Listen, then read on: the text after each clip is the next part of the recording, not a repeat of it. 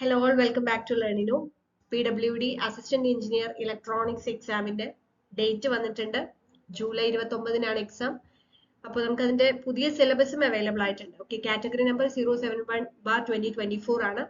അപ്പോൾ എക്സാമിന് അപ്ലൈ ചെയ്തിട്ടുള്ള എല്ലാവരും തന്നെ കൺഫർമേഷൻ കൊടുക്കാൻ മറന്നു പോകരുത്. അപ്പൊ നമുക്ക് പുതിയ സിലബസ് നമ്മൾ നേരത്തെ നടന്ന എക്സാമിൽ നിന്ന് ഡിഫറെന്റ് ആയിട്ടുള്ള ഒരു സിലബസ് ആണ് ഇപ്പൊ വന്നിട്ടുള്ളത്. ഒരുപാട് വൈഡ് ആയിട്ട് പഠിക്കാനുണ്ട്. അപ്പൊ സിലബസ് ആദ്യം മനസ്സിലാക്കിയിട്ട് കൃത്യമായ സ്റ്റഡി പ്ലാനോട് കൂടി വേണം നമുക്ക് പഠിക്കാനായിട്ട്. ഓക്കെ, അപ്പോൾ സിലബസിലേക്ക് കിടക്കുന്നതിന് മുന്നേ ഞാൻ ജസ്റ്റ് നമ്മുടെ കോഴ്സ് ഒന്ന് ബ്രീഫ് ചെയ്യാം. നമുക്ക് അസിസ്റ്റന്റ് എഞ്ചിനീയർ ഇലക്ട്രോണിക്സിന് മാത്രമായിട്ട് ക്രാഷ് കോഴ്സ് നമ്മൾ സ്റ്റാർട്ട് ചെയ്തിട്ടുണ്ട്. അപ്പോൾ നമ്മൾ അതിന്റെ കൃത്യമായിട്ടുള്ള സ്റ്റഡി പ്ലാൻ അനുസരിച്ചിട്ട് എൻ്റയർ സിലബസ് കവർ ചെയ്യുന്ന രീതിയിലാണ് നമ്മൾ അതിന്റെ ആ ഒരു കോഴ്സ് നമ്മൾ സെറ്റ് ചെയ്തിട്ടുള്ളത്.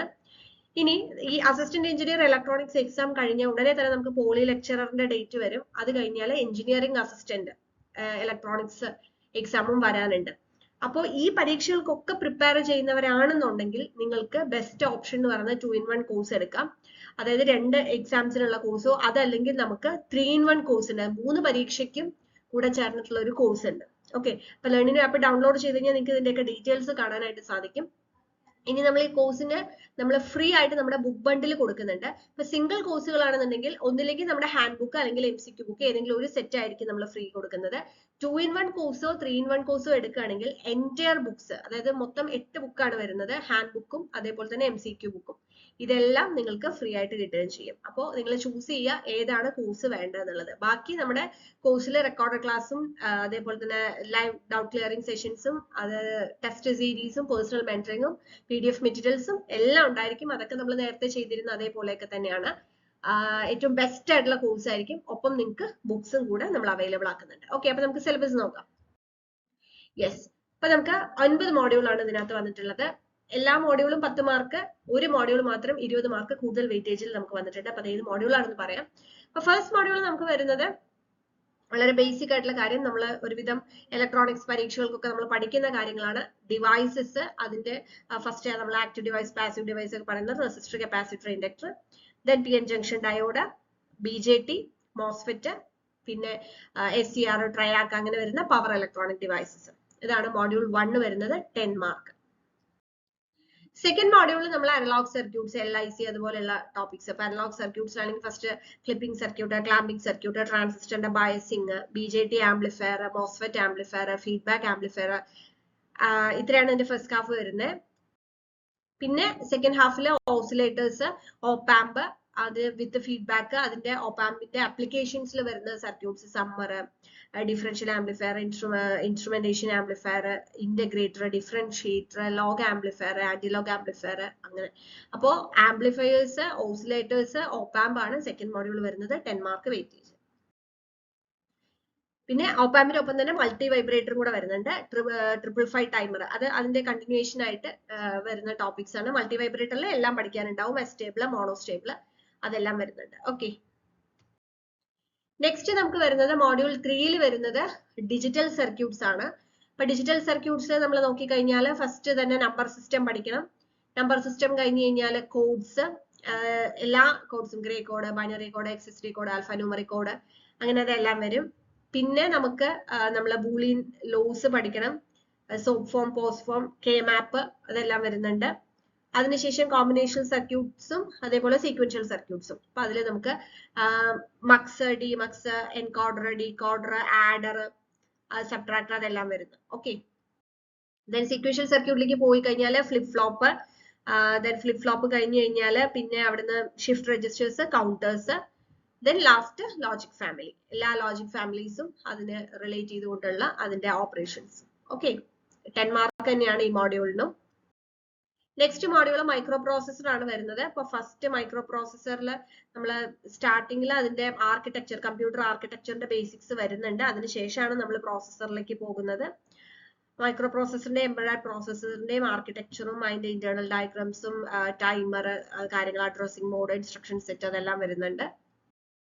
പിന്നെ പ്രോഗ്രാമിങ്ങും ഇന്റർഫേസിങ്ങും, അത് ഇന്റർഫേസിങ് വരുന്നത് ഇപ്പോൾ LCD display, keyboard, stepper motor, DAC, ADC, അങ്ങനെ വളരെ വൈഡ് റേഞ്ചിൽ നമുക്കിത് പഠിക്കാനുണ്ട്.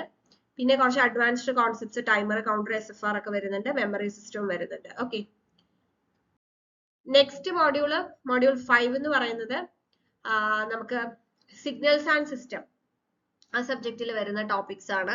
അപ്പൊ അതിലും ആദ്യം തന്നെ അതിന്റെ ബേസിക്സ് വരുന്നുണ്ട്, ബേസിക് ഓപ്പറേഷൻസ്, ദെൻ അതിലെ energy signal, power signal, then discrete time signal, അതിൽ അതിന്റെ വരുന്ന ക്ലാസിഫിക്കേഷൻസ്, അതിന്റെ ഓപ്പറേഷൻസ്, അതൊക്കെയാണ് ഫസ്റ്റ് വരുന്നത്. അതിനുശേഷം പിന്നെ linear time invariant system, LTI system, പിന്നെ ഫ്രീക്വൻസി അനാലിസിസ്, കണ്ടിന്യൂസ് ടൈമിലും ഡിസ്ക്രീറ്റ് ടൈമിലും പാർസിവൽസ് തിയറം, പിന്നെ signal processing, ADC, DAC, nucleus rate, discrete time Fourier transfer, signals and system എന്ന് പറഞ്ഞ് നമ്മൾ പഠിക്കുന്ന ആ ഒരു സബ്ജക്ട് കവർ ചെയ്തുകൊണ്ട് തന്നെയാണ് ഈ ഒരു മോഡ്യൂൾ വരുന്നത്. നെക്സ്റ്റ് മോഡ്യൂൾ വരുന്നത് ഇലക്ട്രോമാഗ്നറ്റിസം ആണ്. ഇലക്ട്രോമാഗ്നറ്റിസം ഈ പറഞ്ഞ പോലെ EMFT എന്ന് പറയുന്ന ആ ഒരു സബ്ജക്റ്റിൽ നമ്മൾ എന്തൊക്കെ പഠിച്ചിട്ടുണ്ടോ അതൊക്കെ നമ്മൾ ഇവിടെ സിലബസിൽ വന്നിട്ടുണ്ട്. അപ്പൊ നമ്മൾ നോക്കുകയാണെങ്കിൽ first of all coordinate system, അതിനുശേഷം നമ്മൾ divergence, curl, then coulomb's law, then Gauss's law, അതിനുശേഷം മാഗ്നറ്റിക് ഫീൽഡിലേക്ക് വന്നു കഴിഞ്ഞാൽ അതിന്റെ ടേംസ് എല്ലാം വരുന്നുണ്ട്. Biot Savart's law, field density, flux density, അങ്ങനെ ആംബിയർ സർക്യൂട്ടൽ ലോ, ആ പാർട്ട് എല്ലാം ഉണ്ട്. അതിനുശേഷം നമുക്ക് ബൗണ്ടറി കണ്ടീഷൻസ്, മാക്സ്വെൽസ് ഇക്വേഷൻ, അതിനുശേഷം യൂണിഫോം പ്ലെയിൻ വേവ്, അതിന്റെ type, skin effect, poynting vector, poynting theorem, transmission line, അങ്ങനെ നമ്മൾ ഇലക്ട്രോമാഗ്നറ്റിക് ഫീൽഡ് തിയറി എന്ന് പറയുന്ന ഒരു സബ്ജക്റ്റിൽ എന്തൊക്കെ പഠിക്കുന്നുണ്ടോ അതെല്ലാം കൂടെ ചേർന്നിട്ടാണ് അടുത്ത മോഡ്യൂൾ. നെക്സ്റ്റ് മോഡ്യൂൾ 7 നമ്മൾ നോക്കുകയാണെങ്കിൽ കമ്മ്യൂണിക്കേഷൻ സിസ്റ്റം ആണ്. അതിന്റെ ഫസ്റ്റ് നമ്മൾ അനലോഗും ഡിജിറ്റലും ടിവിയും CCTV എല്ലാം വരുന്നുണ്ട്. അപ്പൊ ആംപ്ലിറ്റ്യൂഡ് മോഡുലേഷൻ, ഫ്രീക്വൻസി മോഡുലേഷൻ, അതൊക്കെ ബേസിക്സ് നമ്മൾ എല്ലാ കമ്മ്യൂണിക്കേഷൻ സിസ്റ്റം വരുന്ന ഇതിൽ നമ്മൾ പഠിച്ചിട്ടുള്ള ടോപ്പിക്സ് ഒക്കെ തന്നെയാണ്. പിന്നെ അത് കൂടാതെ ടിവിയും കൂടെ നമുക്ക് ഇതിൽ പഠിക്കാനുണ്ട്. ടിവിയുടെ ബേസിക്സും പഠിക്കാനുണ്ട്, കുറച്ച് PLL, NTSC, television broadcasting, CCTV അതെല്ലാം വരുന്നുണ്ട്. പിന്നെ നമ്മൾ ഡിജിറ്റൽ കമ്മ്യൂണിക്കേഷനിലേക്ക് കടക്കുകയാണ്. അതിൽ പിന്നെ സോഴ്സ് കോഡിങ്ങും, signaling coding, telephony, digital modulation schemes, channel coding, receiver, അതെല്ലാം വരുന്നുണ്ട്. ഇനി ഇമ്പോർട്ടന്റ് ആയിട്ടുള്ള 2 മോഡ്യൂൾസ് ആണ് ഇനി പറയാനുള്ളത്, മോഡ്യൂൾ 8 മോഡ്യൂൾ 9. ഇപ്പൊ മോഡ്യൂൾ 8 എന്ന് പറയുന്നത് sensor, transducer, speaker, microphone, recording, public addressing system, ഇതെല്ലാം കൂടെ ചേർന്നിട്ടാണ് വരുന്നത്. അപ്പൊ സെൻസേഴ്സ് ആൻഡ് ട്രാൻസ്ഡ്യൂസർ നമ്മൾ മറ്റ് പല എക്സാംസിലൊക്കെ പഠിച്ചിട്ടുണ്ടെങ്കിലും അത് വളരെ കുറച്ചേ പഠിച്ചിട്ടുണ്ടാവുള്ളൂ. പക്ഷെ അത് ഡീറ്റെയിൽഡ് ആയിട്ട് ഇവിടെ നമ്മളൊരു ഇൻസ്ട്രുമെന്റേഷൻ ഒക്കെ പഠിക്കുന്ന ലെവലിൽ നമുക്ക് ഇവിടെ പഠിക്കാനുണ്ട്. അതായത് എല്ലാ ടൈപ്പ് ഓഫ് സെൻസേഴ്സും ഉണ്ട്, like capacitive sensors, inductive sensor, resistive sensor, പിന്നെ സൗണ്ട് സെൻസർ, പിന്നെ അതേപോലെ തന്നെ സെമി കണ്ടക്ടർ ബേസ് ചെയ്തിട്ടുള്ള സെൻസേഴ്സ്, അങ്ങനെ ഡിഫറെന്റ് ടൈപ്സ് ഓഫ് സെൻസേഴ്സും അത് ഡീറ്റെയിൽഡ് ആയിട്ട്. പിന്നെ അത് കൂടാതെ നമ്മൾ ഈ പറഞ്ഞതുപോലെ microphone, recording, public addressing system, ഇത് വരുന്നു. ഇത്രയും വരുന്നു എന്ന് മാത്രമല്ല, ഇതില് 20 മാർക്കാണ് ഇതിന്റെ വെയിറ്റേജ്. അതായത് കൂടുതൽ ഫോക്കസ് ചെയ്തുകൊണ്ട് ഈ മോഡ്യൂൾ പഠിക്കണം. ഓക്കെ, അപ്പൊ ഈ മോഡ്യൂളിൽ നമ്മൾ കൂടുതൽ ഇമ്പോർട്ടൻസ് കൊടുക്കണം, കൂടുതൽ ക്വസ്റ്റ്യൻസ് നമ്മൾ പഠിക്കണം. മുന്നേയുള്ള പരീക്ഷകൾക്ക് നമ്മൾ ഒരുപക്ഷെ ഇത് കൂടുതൽ ഫോക്കസ് ചെയ്തിട്ടുണ്ടാവില്ല, പക്ഷെ ഇപ്പൊ നമ്മളത് ഫോക്കസ് ചെയ്തുകൊണ്ട് തന്നെ പഠിക്കണം. പിന്നെ ഇതില് ഇനിയും ഉണ്ട് ടോപ്പിക്സ് വരുന്നുണ്ട്, ഹാൾ എഫക്ട് ട്രാൻസ്ഡ്യൂസർ, അങ്ങനെ അത് ഞാൻ ഓൾറെഡി പറഞ്ഞു, എല്ലാ ട്രാൻസ്ഡ്യൂസേഴ്സും ഇതിനകത്ത് വരുന്നുണ്ട്, സെൻസേഴ്സും എല്ലാം വരുന്നുണ്ട്. അപ്പൊ ഡീറ്റെയിൽഡ് ആയിട്ട് തന്നെ ഈ ഒരു മോഡ്യൂൾ പഠിക്കണം. ദെൻ മോഡ്യൂൾ 9ലേക്ക് കടന്നു കഴിഞ്ഞാൽ പവർ സിസ്റ്റം ആണ് വരുന്നത്. അപ്പം ഇലക്ട്രോണിക്സുകാരെ സംബന്ധിച്ചിടത്തോളം പവർ സിസ്റ്റം എന്ന് പറയുന്ന ഒരു സബ്ജക്ട് അവർക്ക് ന്യൂ ആയിരിക്കും. ഓക്കെ, സോ പവർ സിസ്റ്റം, അതിൽ നമ്മൾ അതിന്റെ ജനറേഷൻ, ട്രാൻസ്മിഷൻ, ഡിസ്ട്രിബ്യൂഷൻ, ആ രീതിയിലാണ് ശരിക്കും പവർ സിസ്റ്റം പോകുന്നത്. അപ്പോ ജനറേഷൻ തൊട്ട് നമുക്ക് ഇതിലുള്ള എല്ലാ ടോപ്പിക്സും വരുന്നുണ്ട്. ജനറേഷനും, ട്രാൻസ്മിഷനും, ഡിസ്ട്രിബ്യൂഷനും, പ്രൊട്ടക്ഷൻ, സർക്യൂട്ട്സ് എല്ലാം തന്നെ ഇതിൽ നമുക്ക് പഠിക്കാനുണ്ട്, വളരെ വൈഡ് ആയിട്ട് പഠിക്കാനുണ്ട്. നെക്സ്റ്റ് പിന്നെ പവർ ഡിസ്ട്രിബ്യൂഷൻ സിസ്റ്റം ആണ്. അതിലും ഡീറ്റെയിൽഡ് ആയിട്ട് ഒരുപാട് ടോപ്പിക്സ് അതിലും ഇൻക്ലൂഡഡ് ആണ്. ഇനി അത് കൂടാതെ ഒരു സെഷനും കൂടെ ഇതിനകത്ത് വരുന്നുണ്ട്. നമുക്ക് rectifier, block diagram, DC power സപ്ലൈയുടെ, regulated power supplies, voltage regulators, then UPS, uninterrupted power supply. അപ്പൊ ഇത്രയും ടോപ്പിക്സ് ആണ് ഇതിൽ വരുന്നത്. പവർ സിസ്റ്റം ഫുൾ ആയിട്ടും വരുന്നുണ്ട്, ബാക്കി ഇത്രയും ടോപ്പിക്സും കൂടെ വരുന്നുണ്ട്. അപ്പോൾ ഈ ഒരു ഷോർട്ട് പീരീഡിൽ ഇത്രയും പഠിച്ചെടുക്കുക എന്ന് പറയുന്നത് നല്ല എഫേർട്ട് ഉള്ള കാര്യമാണ്. അപ്പൊ കൃത്യമായ സ്റ്റഡി പ്ലാനോട് കൂടി നമുക്ക് പഠിക്കാം.